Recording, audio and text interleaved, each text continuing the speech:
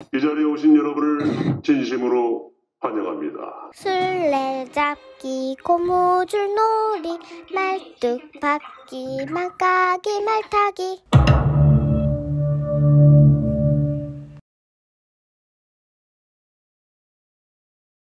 안녕하십니까, 아트브이 배철입니다.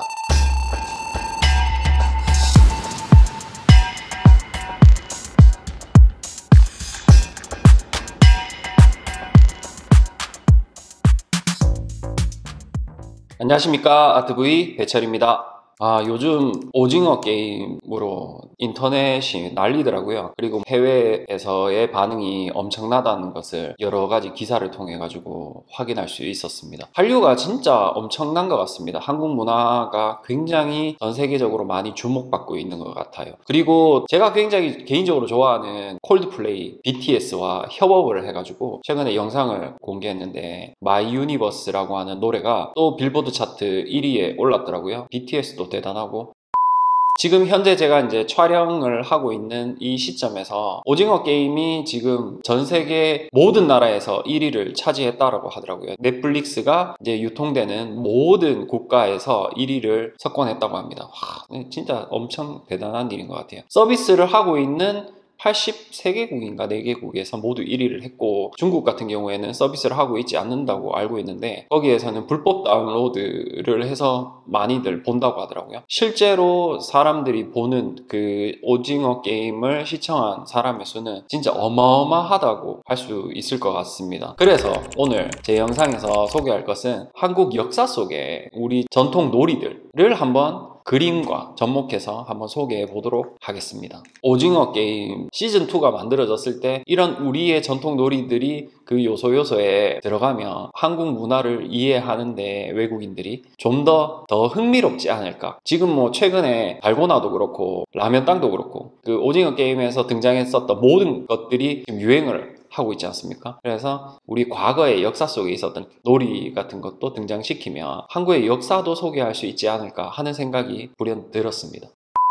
첫 번째 말씀드릴 수 있는 놀이는 투호 놀이입니다. 투호 여러분들 많이 아시죠? 박물관이나 이런 데 가시면 체험장이나 이런 데 투호를 많이 할 수 있게 만들어져 있습니다. 항아리에 화살처럼 생긴 살을 이렇게 던져서 그 안에 넣는 놀이죠. 2m 50cm 정도의 거리, 2m 남짓의 거리, 그 정도의 거리에서 청색, 홍색을 이렇게 나누어서 경쟁을 하는 놀이죠. 12개씩 들고 거기 안에 많이 넣는 사람이 이기는 건데, 투어 놀이는 사실은 우리 이제 전통 문화에서는 조선시대 때 양반들이죠. 연회라든지 이런 곳에서 양반들이 즐겨서 했었던 놀이라고 알려져 있는 게 투어 놀이죠. 요즘에는 우리 집에서 아이들이 할 수 있는 그런 놀이 세트들이 있더라고요. 투어 놀이 같은 경우가 여러분들도 잘 아시는 놀이 중에 하나일 거라고 생각합니다. 그리고 또 흥미로운 것 중에 하나가 고누놀이라고 있습니다. 김홍도의 그림 중에 풍속화 첩에 거기에 안에 고누놀이가 있어요. 그 고누놀이라고 이야기를 하기도 하고, 사실 혹자들은 그걸 윷놀이라고 이야기를 하기도 하더라고요. 다른 형태의 윷놀이라고 이야기를 하기도 하는데, 그 모래바닥이나 뭐 어디서든 쉽게 할 수 있는 놀이이기 때문에 예전부터 많이 했었던 놀이인 것 같습니다.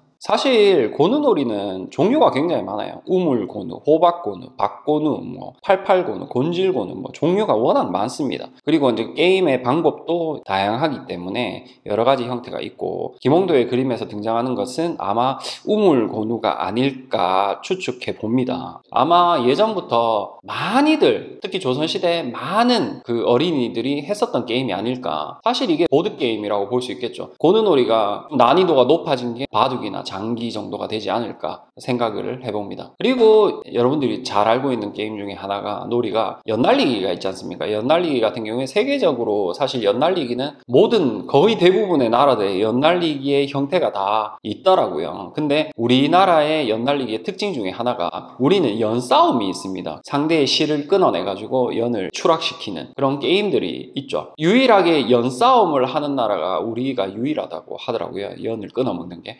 신라시대에도 연날리기에 대한 기록이 등장합니다. 그때 당시에는 연날리기가 놀이보다는 전쟁에서 사용이 됐었대요. 비담이 반란을 일으켜서 선덕여왕 군과 이제 전쟁을 하는데, 월성 선덕여왕이 있던 월성 쪽에 별똥별이 떨어지는 것을 보고 비담이 그렇게 말했다고 해요. 별똥별이 떨어지면 유혈이 낭자한다. 그래서 반란군이 승리할 것이다 라고 비담 쪽에서 이야기를 하니까 선덕여왕도 두려워했었다고 합니다. 그때 등장한 사람이 김유신이었습니다. 김유신이 군사들의 사기가 떨어지니까 군사들의 사기를 다시 높이기 위해서 한 계책 중에 하나가 연에 허수아비에 불을 붙여가지고 연에 실어가지고 밤하늘에 날려서, 그러면 멀리서 보면 밤하늘에 뭐 불빛이 하늘에 솟아오르는 것처럼 보이겠죠. 병사들의 사기를 다시 드높였다고 해요. 결국은 선덕여왕군이 이기게 되는 전쟁입니다. 연날리기가 그런 형태로 활용이 되기도 하고, 정월대보름이라든지 정월에 우리가 했었던 놀이 중에 하나가 바로 연날리기죠.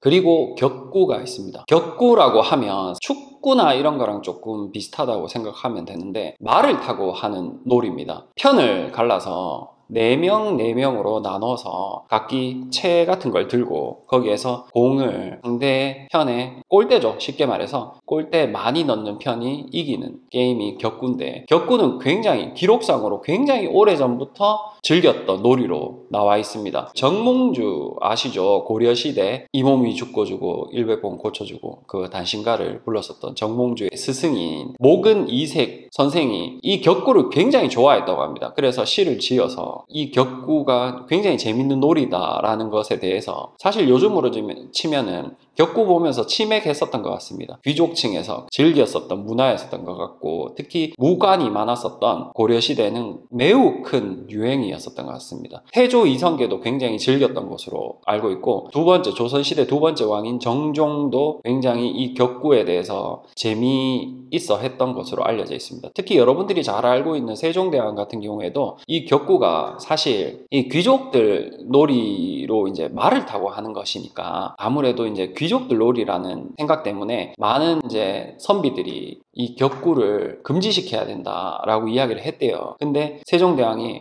이 격구는 놀이라기보다는 군사훈련에 가깝다. 그래서 이 격구로 신체를 단련해야 된다라고 하면서 격구를 금지시키는 걸 아예 이제 말을 무마시켰다고 할 정도입니다. 그리고 조선시대 무관시험에 격구를 정식 종목으로 채택을 해서 이렇게 시험을 쳤다고 합니다. 오늘 소개할 것의 하이라이트는 씨름이었습니다. 씨름은 굉장히 우리의 역사 속에 뿌리 깊게 깔려져 있습니다. 고구려 시대 때부터 기록에 나와 있습니다. 주몽이 족장이 되기 위해서, 부족장이 되기 위해서 그때 당시에 겨뤘던 것 중에 활쏘기, 승마 이런 것 중에 하나가 씨름이었다고 합니다. 거기에서 상대를 제압해야지 족장이 될 수 있는 굉장히 오래된 민속놀이 중에 하나죠. 씨름의 종류도 굉장히 다양하다고 알고 있습니다. 씨름이 왼 씨름이 있고 오른 씨름 혹은 바른 씨름이라고도 하고, 밭씨름, 띠씨름 굉장히 종류가 많더라고요. 저도 사실 몰랐던 내용 중에 하나인데, 제가 예전에 평생교육원에서 강의를 한 적이 있습니다. 제 제자 중에 최고령 제자시죠. 70대 정도 되신 선생님이 한 분 계셨는데, 그분이 실제로 다른데 교수 생활을 하시다가 이제 미술에 관심이 생겨서 평생교육원에서 미술 강의를 들으셨던 분인데, 그분께서 실제로 예전에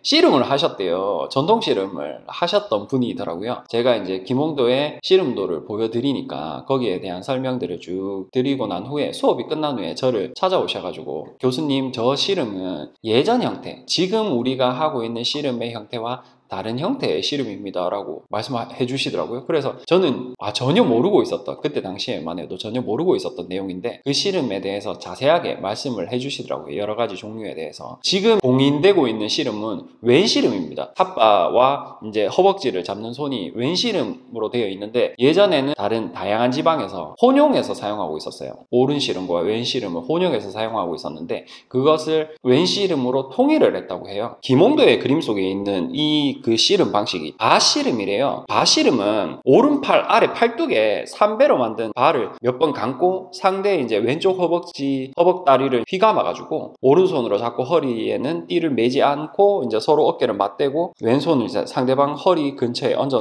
놓고 경기를 하는 방식이 이 밭씨름인데, 김홍도의 그림이 진짜 대단하다라고 생각이 되는 게, 그림의 구도라든지 그 확장성이라든지 배치, 모든 것이 절묘하게 이루어져 이루어져 있는데 핵심 중에 하나가 이 씨름을 하고 있는 두 사람이라고 생각을 하는데 누가 이길지 모르게 팽팽한 모습을 열린 결말이지 않습니까? 결과를 몰라요. 우리가 이게 누가 이길지 모릅니다. 오른쪽 아래 사람들 보면 오 하면서 뒤로 물러나 있는 모습을 볼 수가 있거든요. 반대쪽에서 보면 다르게 보여질 수 있을 것 같고 힘의 균형이 어떻게 될지 우리가 모르기 때문에 이 팽팽한 긴장감을 표현할 그림, 진짜 김홍도의 재능, 이 김홍도의 관찰력과 묘사력이 뛰어나다는 것을 씨름을 하고 있는 두 인물만 봐도 알 수가 있는 그림이 이 씨름도인 것 같습니다.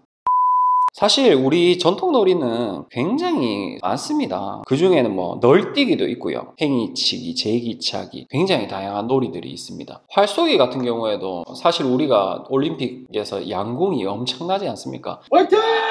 우리는 뭐 활 쏘는 데는 도 같은 민족인 것 같아요. 활쏘기 같은 경우에도 풍속화에서 활을 만드는 시위를 당기는 이런 장면들이 등장하기도 하고 우리의 전통 놀이들도 다양한 놀이들이 있다. 다양한 그림 속에 등장하는 놀이들이 있다는 것을 알려드리고 싶어서 오늘 영상을 준비해봤습니다. 오늘의 영상은 여기까지 하겠습니다. 감사합니다.